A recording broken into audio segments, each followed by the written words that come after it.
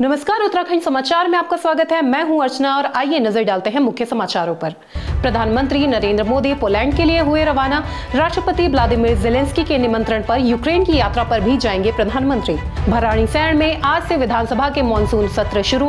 केदारनाथ के विधायक स्वर्गीय शैला रानी रावत और चंपावत के पूर्व विधायक स्वर्गीय कैलाश चंद्र गहतोड़ी को दी गई श्रद्धांजलि। उत्तराखंड में संगठन को मजबूत करने का कार्य कर रही भाजपा। 20 लाख लोगों को पार्टी की सदस्यता ग्रहण कराएंगे पदाधिकारी। हरिद्वार से दिल दहला देने वाला मामला सामने आया है। कलयुगी बेटे ने नशे के कारण अपनी मां को उतारा मौत के घाट, पुलिस ने किया गिरफ्तार। और अब समाचार विस्तार से। प्रधानमंत्री नरेंद्र मोदी आज सुबह पोलैंड के लिए रवाना हो गए हैं। उन्होंने कहा कि पोलैंड मध्य यूरोप में भारत का महत्वपूर्ण आर्थिक साझेदार है। भारत और पोलैंड लोकतंत्र, बहुलवाद और दोनों देशों के संबंधों को मजबूत बनाने के प्रति वचनबद्ध हैं। पोलैंड और यूक्रेन की आधिकारिक यात्रा पर रवाना होने से पहले प्रधानमंत्री ने कहा कि उनके पोलैंड यात्रा दोनों देशों के राजनयिक संबंध के 70 वर्ष पूरे होने के मौके पर हो रही है। उन्होंने कहा कि वो अपने मित्र प्रधानमंत्री डोनाल्ड टस्क और राष्ट्रपति एंड्रेस डूडा के साथ बैठक के लिए उत्सुक हैं। उन्होंने कहा कि वो पोलैंड में भारतीय समुदाय के साथ भी बातचीत करेंगे। प्रधानमंत्री ने कहा कि वे राष्ट्रपति व्लादिमीर ज़ेलेंस्की के निमंत्रण पर यूक्रेन की यात्रा पर जाएंगे और ये किसी भी भारतीय प्रधानमंत्री की यूक्रेन की पहली यात्रा होगी। उन्होंने कहा कि राष्ट्रपति ज़ेलेंस्की के साथ द्विपक्षीय सहयोग और यूक्रेन संघर्ष के शांतिपूर्ण समाधान पर चर्चा करेंगे। गैरसैंण के भराड़ीसैंण में आज से विधानसभा के मानसून सत्र की कार्रवाई शुरू हो गई है।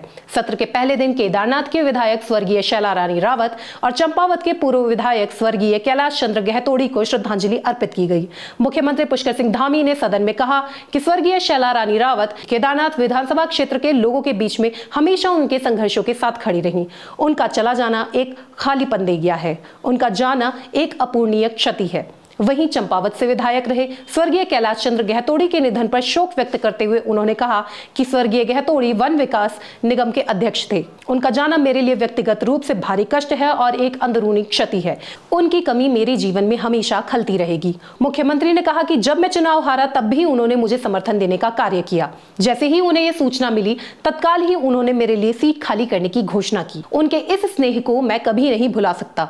मुख्यमंत्री ने कहा कि गहतोड़ी जी चंपावत की जो जिम्मेदारी मुझे देकर गए हैं, उनके हर सपने को पूरा करने के लिए मैं प्रतिबद्ध हूं। पहले दिन हमारे विधायक केदारनाथ शैला रानी रावत जी का देहांत हुआ और उनको श्रद्धांजलि दी जाएगी। चंपावत के पूर्व विधायक वन विकास निगम के अध्यक्ष कैलाश गहतोड़ी जी का भी देहांत हुआ था। उन दोनों को ही श्रद्धांजलि देने के बाद आज सदन शाम तक के लिए उत्तराखंड में भाजपा अपने संगठन को लगातार मजबूत करने का काम कर रही है। इसको देखते हुए आज राजधानी देहरादून के निजी होटल में भारतीय जनता पार्टी के राष्ट्रीय मंत्री ऋतुराज सिन्हा द्वारा सदस्यता महाअभियान का शुभारंभ किया गया। इस मौके पर प्रदेश अध्यक्ष महेंद्र भट्ट, प्रदेश महामंत्री संगठन अजय कुमार सहित बड़ी संख्या में भाजपा के पदाधिकारी और कार्यकर्ता मौजूद रहे। प्रदेश अध्यक्ष महेंद्र भट्ट ने कहा कि पिछली बार सदस्यता अभियान में 16 लाख लोगों ने भारतीय जनता पार्टी से जुड़ने का काम किया था। इस बार हम 20 लाख लोगों को भारतीय जनता पार्टी की सदस्यता ग्रहण कराएंगे। भारतीय जनता पार्टी लोकतांत्रिक पार्टी है। हमारी सदस्यता एक निश्चित समय पर होती है और जब सदस्यता होती है जीरो से प्रारंभ होती है। हम लोग इस बार भी जीरो से सदस्यता प्रारंभ कर रहे हैं। राष्ट्रीय कार्यशाला के बाद आज हमारी प्रदेश कार्यशाला है। इसके बाद हमारी जिलों की कार्यशालाएं होंगी और मंडल की कार्यशालाएं होंगी। हमारे पिछली बार 16 लाख सदस्य थे। इस बार हमने 20 लाख सदस्यों का अपना लक्ष्य रखा है और मैं कह सकता हूं कि एक उत्साहपूर्वक जो माहौल पूरे प्रदेश के अंदर है, अनेकों युवा, महिला, अनुसूचित जाति, जनजाति, हर क्षेत्र में हमारी सदस्यता का क्रम बढ़ेगा। और इस बार सदस्यता का केंद्र हमने पोलिंग बूथ को रखा है। 31 तारीख को प्रत्येक बूथ स्तर पर भी हमारी बैठकें होंगे, जिन्हें अपनी सदस्यता के स्वरूप को नीचे तक पहुंचाएंगे। जनपद हरिद्वार के पथरी थाना क्षेत्र में दिल दहला देने वाला एक मामला सामने आया है। यहां एक कलयुगी बेटे ने नशे के कारण अपनी मां की निर्मम हत्या कर दी। आपको बता दें कि नशेड़ी बेटे ने अपनी मां से स्मैक के लिए पैसे मांगे थे। पैसे देने से मना करने पर उसने अपनी मां के सिर पर फावड़े से वार किया, जिससे उसकी मां की वहीं मौत हो गई। हत्या के बाद आरोपी युवक ने शव को बाथरूम के अंदर डाल दिया। सूचना पर पहुंची पुलिस ने जानकारी जुटाई तो सामने आया कि आरोपी सावन स्मैक का नशा करता था। आज सुबह लगभग 11 बजे पुलिस को सूचना मिली है कि धनपुरा में एक महिला की हत्या करी गई है। महिला की उम्र लगभग 50 वर्ष बताई गई है।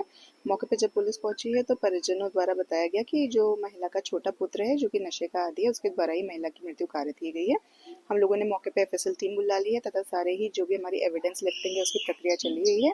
बॉडी को हमने पोस्टमार्टम के लिए मॉर्चरी भिजवा दी है तथा जो अभियुक्त है उसकी हम लोगों ने तलाश के लिए टीमें गठित की। वहीं उत्तराखंड में अक्सर बाघ लोगों को अपना शिकार बनाते रहते हैं। ये बाघ जंगल से निकलकर वन्यजीव आबादी वाले इलाकों में घुस जाते हैं और फिर इंसानों को अपना निवाला बनाते हैं। लेकिन अब इस तरह की घटनाओं पर नियंत्रण किया जा सकेगा। विगत जुलाई से अब तक लगभग 50 लोगों की जंगली जानवरों के हमले से मौत हो चुकी है। वहीं उत्तराखंड वन विभाग अब एक ऐसी नई तकनीक लाने जा रहा है जिसमें बाघ, हाथी या तेंदुए के जंगल से बाहर आबादी वाले इलाकों में कदम रखते ही विभाग को इसकी जानकारी मिल जाएगी। इसके लिए आर्टिफिशियल इंटेलिजेंस तकनीक का इस्तेमाल किया जाएगा। दरअसल बढ़ती मानव और वन्य जीव के संघर्ष की घटनाओं को देखते हुए कॉर्बेट टाइगर रिजर्व में AI का ट्रायल लगभग 10 दिन पहले शुरू किया गया था। इस पर वन विभाग के अधिकारियों का कहना है कि अगर ये प्रयोग कामयाब रहा तो दूसरे संवेदनशील इलाकों में भी इसका प्रयोग किया जाएगा। प्रदेश में लगातार बारिश का कहर जारी है। जगह जगह पहाड़ियां दरक रही हैं। वहीं टिहरी जिले के घनसाली क्षेत्र में घुत्तों में बादल फटने से भारी नुकसान हुआ है। इसमें कई मकान और मवेशियों के दबने की खबर है। कई मोटर पुल और सड़कें ध्वस्त हो गई हैं। लोगों के घरों और बाजार में मलबा भर गया है। हालांकि सूचना के बाद मौके पर पहुंची राजस्व विभाग, SDRF, NDRF की टीमें राहत और बचाव कार्यों में जुटी हुई हैं। अभी तक किसी के हताहत होने की खबर नहीं है। मुख्यमंत्री पुष्कर सिंह धामी ने अधिकारियों से स्थिति की जानकारी ली है। जनपद उधम सिंह नगर के रुद्रपुर ट्रांजिट कैंप क्षेत्र में हुई सड़क दुर्घटना के बाद SSP मंजूनाथ कीसी पुलिस टीम के साथ मौके पर पहुंचे और घटनास्थल का जायजा लिया। उन्होंने दुर्घटना के संबंध में विस्तृत जानकारी प्राप्त की और घायलों का हालचाल जानने के लिए रुद्रपुर के सरकारी अस्पताल का भी दौरा किया। प्राप्त जानकारी के अनुसार बुधवार सुबह करीब 3:30 बजे एक कार ने महिला सवारियों से भरी ई-रिक्शा को टक्कर मार दी थी। इस दुर्घटना में ई-रिक्शा में सवार 5 महिलाएं और ई-रिक्शा चालक गंभीर रूप से घायल हो गए। ट्रांजिट पुलिस ने त्वरित कार्रवाई करते हुए सभी घायलों को जिला अस्पताल पहुंचाया, जहां ई-रिक्शा चालक को मृत घोषित कर दिया गया। गंभीर रूप से घायल महिलाओं में से 2 की इलाज के दौरान मौत हो गई, जबकि अन्य को बेहतर उपचार के लिए हल्द्वानी के सुशीला तिवारी अस्पताल और बरेली के राम मूर्ति अस्पताल में रेफर किया गया। और अंत में मुख्य समाचार एक बार फिर। प्रधानमंत्री नरेंद्र मोदी पोलैंड के लिए हुए रवाना। राष्ट्रपति व्लादिमीर ज़ेलेंस्की के निमंत्रण पर यूक्रेन की यात्रा पर भी जाएंगे प्रधानमंत्री। भराड़ीसैंण में आज से विधानसभा के मानसून सत्र शुरू। केदारनाथ के विधायक स्वर्गीय शैला रानी रावत और चंपावत के पूर्व विधायक स्वर्गीय कैलाश चंद्र गहतोड़ी को दी गई श्रद्धांजलि। उत्तराखंड में संगठन को मजबूत करने का कार्य कर रही भाजपा। 20 लाख लोगों को पार्टी की सदस्यता ग्रहण कराएंगे पदाधिकारी। हरिद्वार से दिल दहला देने वाला मामला सामने आया है।